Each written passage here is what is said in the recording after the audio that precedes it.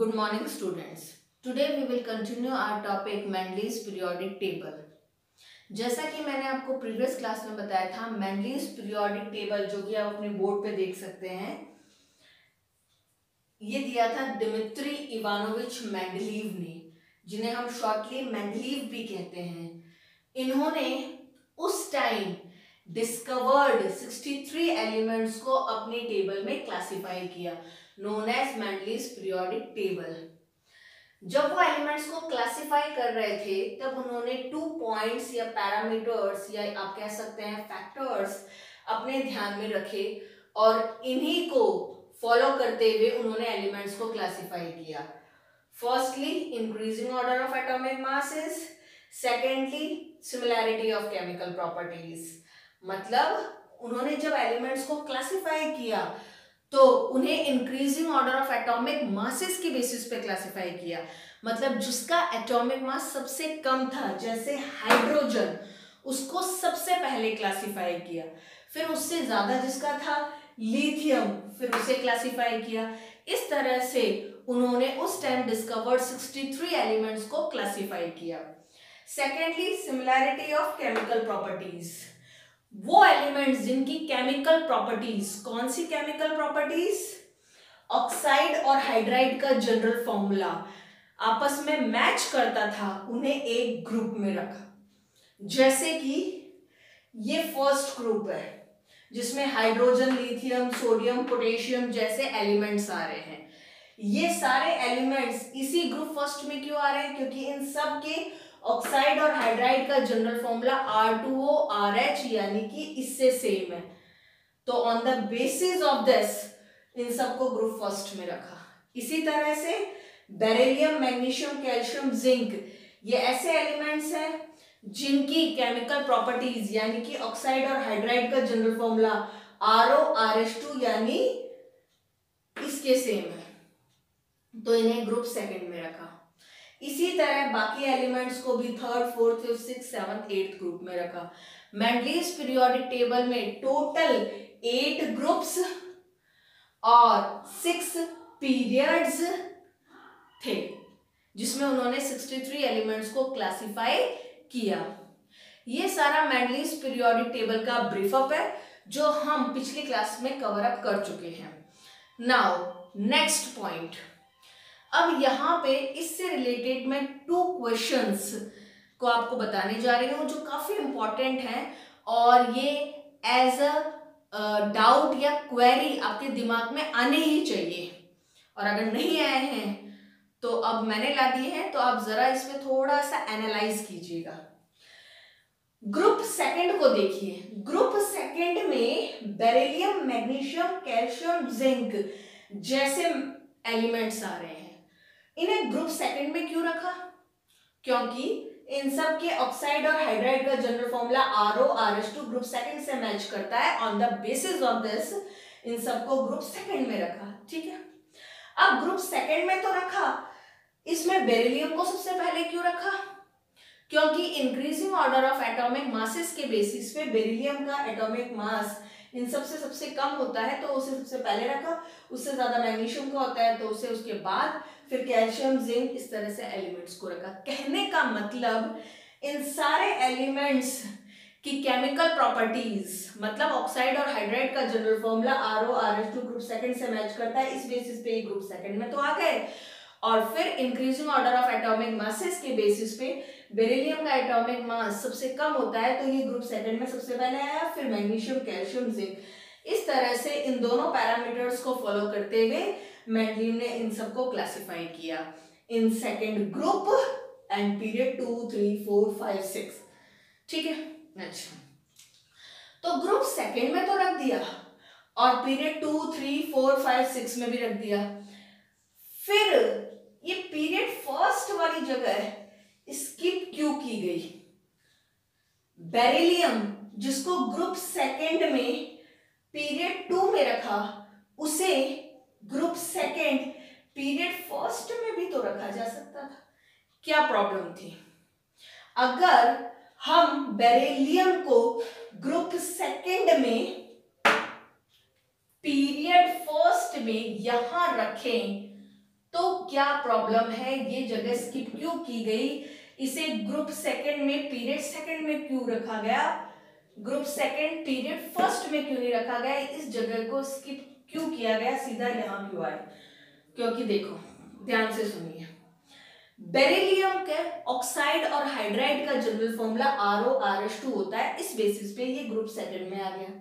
ठीक है, अगर आप ऊपर भी रख देते तब भी ये ग्रुप सेकंड में ही आता, तो ग्रुप में तो कोई चेंज नहीं होता, लेकिन हॉरिजॉन्टली पीरियड फर्स्ट हो जाता, जो कि रॉन्ग है। हॉरिजॉन्टली पीरियड इसका सेकंड होना चाहिए। क्यों?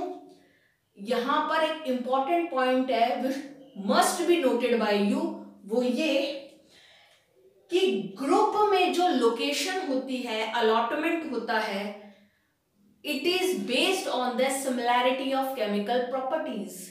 मतलब किसी भी एलिमेंट की केमिकल प्रॉपर्टी यानी उसके ऑक्साइड और हाइड्राइड का जो जनरल फॉर्मूला है वो उस ग्रुप से मैच करता है, इसलिए वो उस ग्रुप में रखा जाता है। जैसे कि बेरिलियम की केमिकल प्रॉपर्टी यानी कि उसके ऑक्साइड और हाइड्राइड का जनरल फॉर्मूला RORH2 यानी ग्रुप सेकंड से मैच करता है, इसलिए वो ग्रुप सेकंड में रखा गया। यानी ग्रुप का अलॉटमेंट किस पर बेस्ड होता है? On the similarity of chemical properties. ठीक है, और पीरियड का allotment it is based on the increasing order of atomic mass. ठीक है, तो according to similarity of chemical property की सिमिलैरिटी के बेसिस पे, ऑक्साइड और हाइड्राइड के जनरल फॉर्मूले के बेसिस पे बेरिलियम किससे मैच करता है? ग्रुप सेकंड से। उसके ऑक्साइड और हाइड्राइड के जनरल फॉर्मूले से उसका ऑक्साइड और हाइड्राइड का जनरल फॉर्मूला मैच करता है, यानी केमिकल प्रॉपर्टी सिमिलर किससे? ग्रुप सेकंड से, इसलिए वो ग्रुप सेकंड में आ गया। ये तो हो गया allotment of beryllium in group second on the basis of similarity of chemical property, जो कि बिल्कुल सही है। अब क्वेश्चन ये है कि पीरियड फर्स्ट क्यों नहीं सेकंड क्यों? On the basis of increasing order of atomic मास। कैसे? क्योंकि अगर हम बेरिलियम को यहां रख देते हैं तो इसका मतलब हाइड्रोजन के बाद कौन आ रहा है? बेरिलियम। इसका मतलब हाइड्रोजन जिसका एटॉमिक मास 1 होता है, उसके बाद एटॉमिक मास किसका ज्यादा होता है? बेरिलियम का। अगर हम ऐसा करते हैं, जबकि गलत है, हाइड्रोजन के बाद एटॉमिक मास ज्यादा होगा लिथियम का, तो हाइड्रोजन के बाद लिथियम आना चाहिए, ना कि बेरिलियम। तो यहां बेरिलियम आते ही गलत हो जाएगा, इसलिए ये प्लेस लोकेशन हमें स्किप करनी पड़ी, हमें नीचे मूव करना पड़ा और बेरिलियम को यहां रखना पड़ेगा, जो कि मेंडलीव ने किया था। ठीक है, तो इससे ग्रुप सेकंड बना रहेगा। ठीक है, बिल्कुल सही, क्योंकि बेरिलियम के ऑक्साइड और हाइड्राइड का फॉर्मूला RORH2 ग्रुप सेकंड से मैच करता है, तो ग्रुप सेकंड बना रहेगा। और according to increasing order of atomic mass, hydrogen के बाद कौन आना चाहिए? लिथियम, जो कहां आ रहा है? यहां, यानी हाइड्रोजन के बाद ही आ रहा है। ठीक है, और उसके बाद आना चाहिए बेरिलियम, तो बेरिलियम आ रहा है, यानी कि ये जगह बेरिलियम के लिए नहीं है। ठीक है, अब अगला क्वेश्चन कि फिर लिथियम को यहां रख देते, कैसे रख देते? क्योंकि अभी अभी मैंने आपको बताया कि ग्रुप किस बेसिस पे होता है? On the basis of similarity of chemical property, means on the basis of general formulae of oxide and hydride. Lithium की केमिकल प्रॉपर्टी यानी कि उसके ऑक्साइड और हाइड्राइड का जनरल फॉर्मूला क्या होता है? R2ORH, क्योंकि लिथियम का ऑक्साइड होता है Li2O, हाइड्राइड होता है LiH, तो Li की जगह R आ जाएगा, तो R2O और RH। तो इसका मतलब लिथियम की ऑक्साइड और हाइड्राइड का जनरल फॉर्मूला होगा R2ORH, जो किसका होता है? फर्स्ट का। तो इसका मतलब लिथियम फर्स्ट में आना चाहिए, लेकिन फर्स्ट ग्रुप और फर्स्ट पीरियड में तो हाइड्रोजन ऑलरेडी है, तो इसका मतलब लिथियम आगे आएगा। आगे कहाँ आएगा? आगे तो ग्रुप चेंज हो जाएगा, सेकंड हो जाएगा। सेकंड के ऑक्साइड हाइड्राइड से जनरल फॉर्मूला मैच नहीं करता, थर्ड से नहीं करता, fourth, fifth, six, seventh, eighth किसी से नहीं करता, यानी ये पीरियड ही पूरा स्किप करना पड़ेगा। फिर ये आ जाएगा सीधा पीरियड सेकंड में और फिर आएगा ग्रुप फर्स्ट में। तो इस तरह से लिथियम का ऑक्साइड और हाइड्राइड का general formula, chemical property first से मैच करती है और ये फर्स्ट ग्रुप में आ गया और according to increasing order of atomic mass period second में आ गया। तो इस तरह से हाइड्रोजन के जस्ट बाद कौन आएगा, लिथियम, और फिर उसके बाद बेरिलियम। तो यहाँ पे आपके डाउट क्लियर हो गए। अब एक और क्वेश्चन, आपने पढ़ा होगा कि अब जो आप पढ़ रहे हो कि हाइड्रोजन का एटॉमिक मास 1 है, उसके बाद तो हीलियम आता है, एटॉमिक मास होता है 2, फिर लिथियम आता है। तो मैं बार बार लिथियम लिथियम क्यों कर रही हूँ, हाइड्रोजन के बाद लिथियम, हाइड्रोजन के बाद लिथियम, हीलियम क्यों नहीं बता रही, क्योंकि ये टेबल मेंडलीव ने दी थी और मेंडलीव के टाइम पर हीलियम, नियॉन, आर्गन जैसी नोबल गैसेस डिस्कवर नहीं थी, नोन नहीं थी, तो इसके बारे में उनको कोई पता नहीं था। इसलिए उनके लिए हाइड्रोजन का एटॉमिक मास सबसे कम 1 और उसके बाद आएगा नॉट हीलियम, क्योंकि हीलियम की डिस्कवरी नहीं हुई थी, उसके बाद आएगा लिथियम जिसका एटॉमिक मास 3 और उसके बाद बाकी। इसी तरह आगे नियॉन भी नहीं मिलेगा आपको और आर्गन भी नहीं मिलेगा, क्यों, क्योंकि उनके टाइम में नोबल गैसेस की डिस्कवरी नहीं हुई थी। अब क्वेश्चन ये है कि न्यूलैंड के टाइम पे भी नोबल गैसेस की डिस्कवरी नहीं हुई थी, मेंडलीव के टाइम पे भी नहीं हुई थी, यानी नोबल गैसेस की डिस्कवरी बहुत लेट हुई थी। What are the reasons for the late discovery of noble gases? तो इसके पीछे 2 रीजंस हैं। First, these noble gases are very unreactive और least reactive और inert gases।